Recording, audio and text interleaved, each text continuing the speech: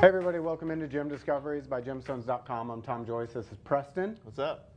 And we're here to show you some rocks. Yeah, let's have fun. Yeah, I mean, Fun. it's kind of becoming a thing that we're trying to get interesting stuff out here to you. I think we got some good stuff today. I was doing a little bit of research. I know so much about the faceted parts with gems, but boy, when I looked up the apatite, there's so much going on with this stone. I can't even relay all of it. So what you're looking at in front of you is, it's a 75 carat total weight. It's mixed shape and size, but it's rough apatite. So this is kind of what it looks like after it comes out and has just been heated. So you do heat apatite sometimes so you can get that real rich blue color. I'm working on another rough and faceted parcel together of almost that Pariba color. I don't like saying Pariba color because Pariba is not a color. It's used a lot. Yeah, it is used a lot. Throw it out, you know. Everyone kind of like throws that out there, but Pariba is not a color. So, you know, it just looks similar to Pariba tourmaline. It's got that really nice ocean blue color. Yeah. And really, sometimes they call it lagoon. But these are really nice, decent size, rough, and also just really good color across. You have some that are darker, some that are a bright blue, but you just, I made sure to try and put in each one of these a larger size piece so everyone has one, because I always find it so interesting. Like, you can go to Jadora.com and, you know, search apatite in the loose stones under gemstones, and you'll see huge 8 carat pieces. So to see the rough this size, you just wonder, well, how big was that crystal? Yeah. And how clean was it that you're able to get that piece? Yeah, I've said it once, I'll say it probably 10 more times. This looks like straight up candy. Yeah. This looks delicious. Don't eat your stones though, please. Yeah, no, don't put these in your mouth, because I did clean them. I washed them pretty good. Put them in a little bit of mineral oil, but don't eat these. This isn't good. The dentist might thank me, or thank you for doing so, because he'll have a repair job ahead of him. But I would not suggest putting these in your mouth. That's a pretty good piece. Yeah, this is a really nice piece, and it's decent size. And like, I know wire wrapping, a lot of people think of wire wrapping as pendants and you know, bigger pieces. Yeah. But you can make rings with wire wrapping. If you're really good at the craft, you can make a lot of rings out of it, and there are big enough pieces. But these would be great accent stones when you're wire wrapping. If you have a big focal pendant that kind of matches that color, like if you were to get some chrysocolla or even larimar, like these would be nice to dot around, you know, just as accent stones. It's a really nice one. This piece just keeps coming out at me, this blue. That's such an amazing color. Yeah, and apatite really is, I like this stone a lot because it comes in a variety of colors. The rarest is probably colorless. I've never seen a colorless apatite. Come to think about it, I haven't either. But it comes in purple, yellow, blue, like green. It comes in so many colors. Red, yeah, red. Also super rare. That was Shane letting us know it comes in rare. But I think my favorite thing about it is the inclusions. They have really cool, almost disc-like inclusions inside of them. And they almost have a nice shimmery effect. If you see it, it reminds me a lot of sunstone. But it's not copper platelet, so you don't see the reflection off of it. Yeah. But there are some of them, like, the bigger the stone, too, it seems like you can see all the inclusions. We've said it many times, we love inclusions here. I know. I actually got a great message yesterday from someone who said, I typically like stones without inclusions, but I like this stone. And I said, there you go. Inclusions set it apart from any other stone that you get. There are some that you want to be completely inclusion free, but on other stones it's fine to have. And that was Barbara. So Barbara, I know you're watching. Yep, I see Barbara in the chat right here. What's up, she's Barbara? Probably like, that's my Aquamarine that I'm wanting to look at. What's up, Damon? What's up, the last Leviathan? How's everyone doing today? Ooh. I don't want to see the first Leviathan. Let alone the last one. That just gave me the shivers. Lori asks, what color does it start out as before you heat it? I think it depends on, It really does depend. It depends on its beginning color to what it ends up as. So. It's probably like a mixture of blue and green is my guess, because usually when you heat it, it's intensifying a color. Yeah. It's never really used to lighten it. I mean, the only difference with that is like quartzes. Because I know you can do one temperature to make it more purple and then one temperature to make it There's a lot of orange. science involved in that. So. Yeah, and trust me, when it comes to like science, I've never seen so much science-based stuff on a gemstone than I did on apatite. Like, I was excited that they found traces of apatite on moon rocks. I never knew that. The one about the terracotta army, it blew my mind. They used apatite as a pigment for dyeing the terracotta Which was army. the terracotta? Was that the one in the Great Wall? What? I think it was the one that they found underwater, wasn't it? In a tomb. Yeah, see, Okay. Yeah. there's Awesome. so much history that's interwoven with gems and minerals just because they've been around for so long. say, They've they've been been around a cherished for long so long. time. Like, it really is something. So we just saw what rough apatite looks like. So this is what faceted apatite looks like. Now, apatite's a soft stone. So it's not to say don't wear it in a ring. It's better in earrings or pendants. As long as you show care to jewelry, you're pretty okay to wear it. I believe it's a 5. Yes, it is Yeah. a 5, and just kind of soft. Just it could scratch easily, it could chip easily, but just wear care with all your jewelry. Even if you have a diamond that's extremely hard, you know, diamonds are handled so much more preciously than softer stones when it'll survive almost anything. Yeah. So, I dare you to scratch a diamond without using another diamond. yeah, I mean, and that's Preston's dare. If you do scratch your diamond, I mean, that's on Preston, No, not on Tom Joyce. I take it back. Yeah, I didn't have anything to do with I that. didn't think about that. So these are, let's see, 6x4 ovals. It's a 1 carat average. So just as an explanation, the average can skew quite a bit just because it depends on how many stones were started out with when we got it. If this was something where we were able to get 700 match pairs, that average is going to be kind of wonky. Yeah. But like right now, we have just under 50 in inventory, so it probably started at 75 to 100. So there is a chance that some of these will be under 1 carat, but there's also a chance you could have like a carat 15. That's the problem when you see AVG. On newer SKUs that we do now, we weigh every single one to make sure we have a minimum. So really important that that gets noted. But the color on these really is great. Oh, it's amazing.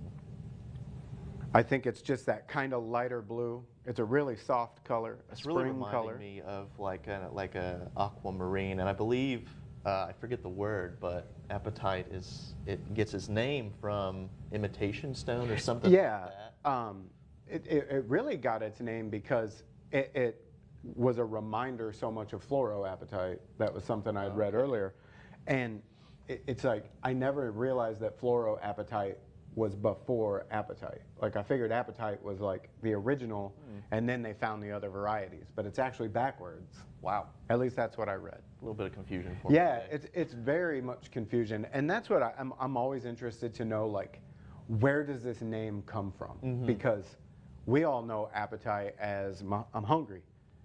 You know, I'm getting hangry. Oh man. I'm hungry like a Hungry Jack hungry type appetite. But this one is different. It's APA, not APP. So yeah. There's a variety of apatites green. It's called asparagus stone. So if you have the appetite for asparagus, that'd be the stone for you. I am an asparagus guy. I like it quite a bit. I do too. I'm looking Grill into it the up. stone. Yeah, that's the whole thing is there are so many different types. We think we know so much about gems, but it's every time you come into it, I'm learning something else. And that's kind of what I love.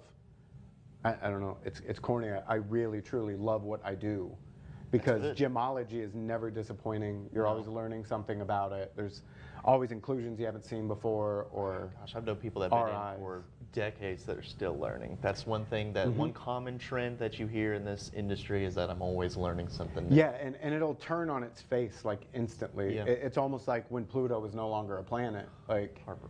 shooketh to the core.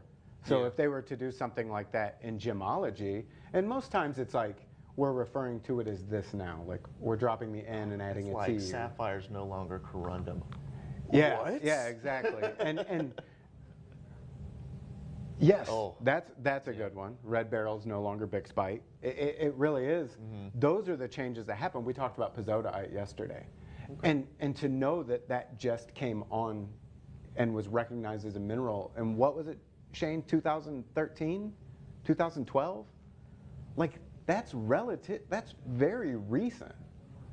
Yeah, that's another thing. Like all the stones that are like out of all of history where all these stones have been used for different ornamental things, dyes, so many purposes, we're still discovering new gemstones and naming new minerals to this day. I mean, what, it's been like 80 years since Savarite was discovered? Yeah, it probably was late like 60s, I believe. Yeah, and to think that the person who discovered Savarite was the one who brought tanzanite to the United States to a very high-end luxury store. Oh. And then when he brought the Savarite, they said, well, how much can you bring me in the next year? And he goes, I don't know how much I can bring you in the next 5 years.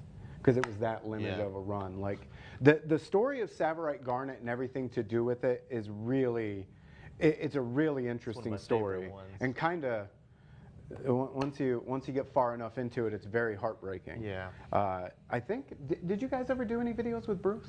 We did. On the channel? We did last time we went to Tucson. We had Bruce on the channel, and he showed us some amazing pieces. Yeah, definitely look that up on the gemstones.com YouTube page. Look for Bruce, because that is a really great story. I believe he's turning, last I heard, I believe he said he was turning his mine into an elephant sanctuary. Oh, wow. That's so wholesome. Okay, so what you have in front of you, this is one SKU, so you're going to get both of these things in front of you if you choose to order it. And if you do go to jtv.com/extra, complete shopability over there. It'll have all the items below us, like it'll be down at the bottom, and all you have to do is click on it, and it'll take you right to the landing page of that product, and it'll give you all the information. What's that? Thumbnails. Oh yeah, and the thumbnails are down there, so you can see the picture of it, click on it, and it'll give you all the information that we might not, be offering, because we just get excited about seeing this stuff. We got so much time. We'd be here with you all day if we could. Yeah, exactly. But then you can also hit the shop button, and it'll show you everything that's in the show in case we don't have time to go over all of it. So what this is you're looking at a 10 by 8, a 10 by 8 oval aquamarine. It's a carat 75. And this is Brazilian aquamarine. That's kind of the good thing, is aquamarine comes from so many different places. But some of the varieties, it's almost like there are romantic locations of it. I think Brazil is definitely one. So, and then it also comes with this freeform piece of rough. So cool. I think it's interesting to, just like when we showed the Apatite, you always do kind of want to see where it came from. Like the before and the after? Yeah, to see the size of this.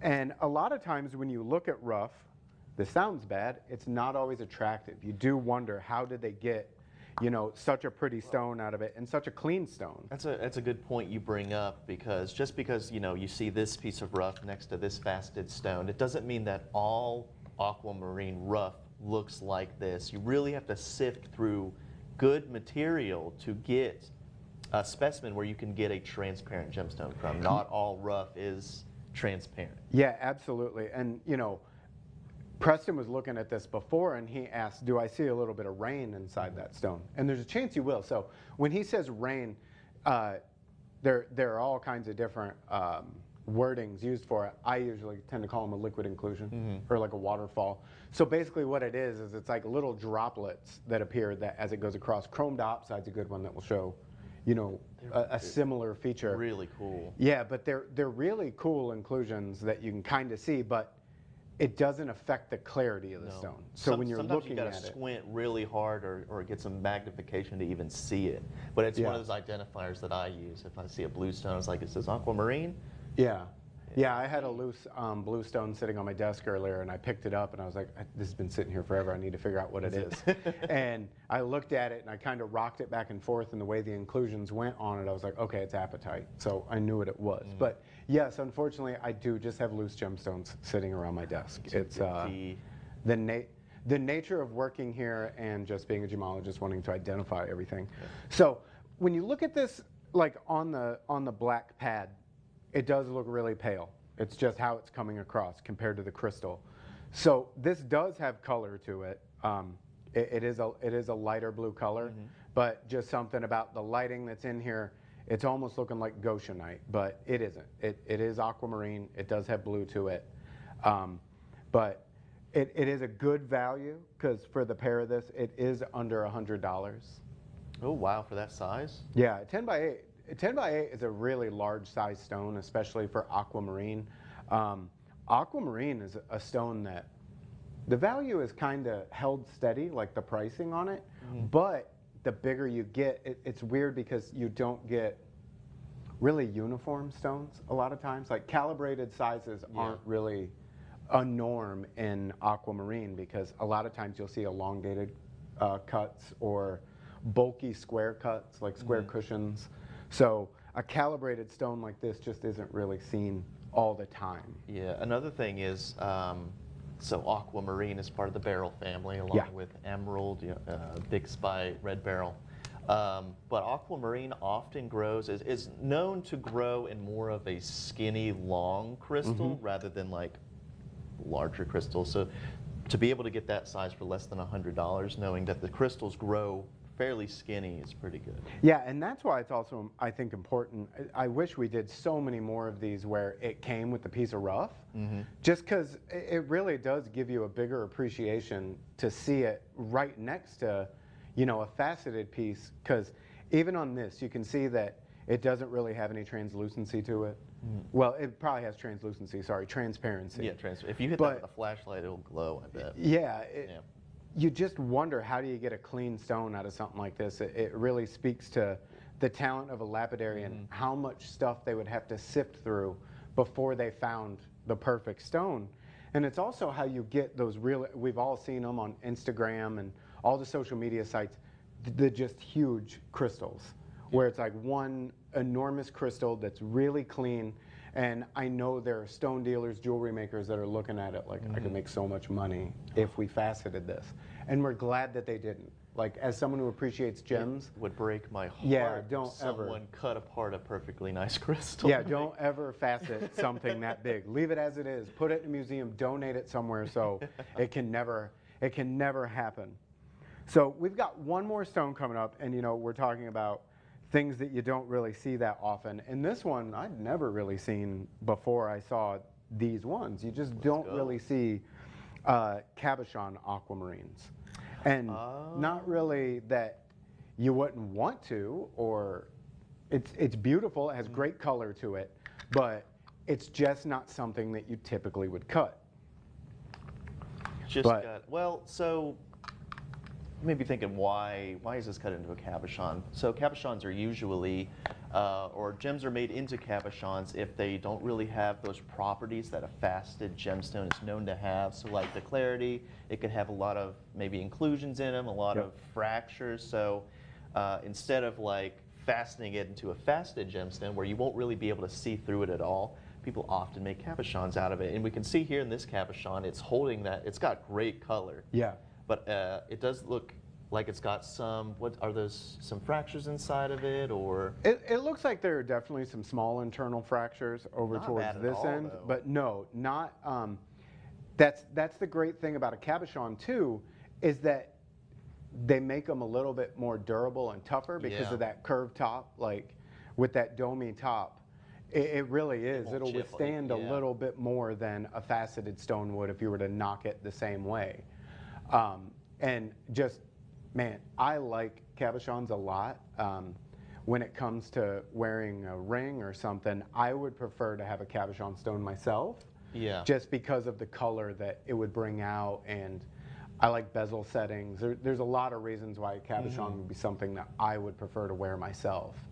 And the other good thing is a lot of times, and you will see it in aquamarine as well, but if you have that chatoyancy to it, you want to have a cabochon stone. You have to. Yeah, no yeah, other because way. it's really going to bring it out and let it roll a little bit. Because sometimes you can pick up hints of asterism and like silk and chatoyancy in a faceted stone, but it really stands out and comes out really well in a cabochon. Yeah. So this one is under $20. Wow. And it's a carat 20. A 9x7 oval, and that's a minimum of carat 20. You could have a little bit higher than that, but not too much higher. I'm actually very proud of myself. Like, Shane, if there was a graphic of confetti or something, you should drop it. I picked up that cabochon with my tweezers without shooting it across this studio, because I can't do that. That is not something I'm good at. If you've never held a cabochon in tweezers, I understand if you don't understand, but Yeah. that is impressive. Yeah, it's very impressive. It's one of those things. It's just like I always joke and say, you're not a gemologist until you've knocked the polariscope off your refractometer at least 4,000 times. Because when you're doing all your identifying and testing, like to take the test, you do it every single day, at least 6 times a day. So it's just like that. Uh-oh, yeah. Yeah, you see? That is what you have a good producer for. You can't do that kind of stuff without good production values. Shane's the man. Yeah, Shane heard, listened, and did it. So Shauna said, and hi Shauna, by the way, thank you for watching. You don't see cabochon aqua very often. It really is something that, you know, and this came from a place, these are probably 30 to 35-year-old stones. I would say conservatively, probably a little bit older. So this is just old stock material. So this was a time when someone did their whole mine run and nothing was going to waste. And this place really was the place where we get this product from, that they would buy everything. And like one of my favorite stories about this place was this guy brought in all this tourmaline, had it in a briefcase, and you know, it was a whole lot purchase. Like there was a little bit of haggling that went back and forth on it.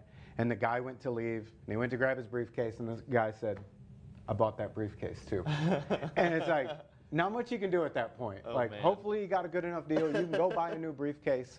They're a dime a dozen. But they really, it was one of the best buyers of colored gemstones the country had ever seen at the time. Wow. And he really was so knowledgeable, and we're lucky enough that we're able to get this product and continue his legacy along as well as ours. So it's a really big deal. I'm actually going up to the same place this coming Thursday. So if there's stuff you want me to look for, if you're on the hunt to add something to your collection, or you really want something to get your collection started, jtv.com, or sorry, JTV_Tom Joyce on Instagram. I'm on Facebook as well, JTV Tom Joyce. You can reach out to Preston. He's on TikTok all over the place. Gemstones. Yep. And just let us know what you're wanting to see. We can find pretty much all there is. Yeah, if you got any requests, if you're watching on YouTube right now, just throw it down in the chat. We like to look at the chat afterwards and always like the suggestions that people put in there. In fact, I think we based a whole show on one suggestion. I always try to base all of these shows on what people want to see, because it's easy for me to like pick through what we have available to show these shows, because I bring it in, I work it up. Yep. I know what I'm excited about. I want to know what you guys are excited about, because I think that it could be something where it's a stone that I don't think about that often, and we'd all have a lot of fun looking at it. I know it would happen. Oh, yeah. So thanks so much for watching. Sundays at 10 and Mondays at noon every week.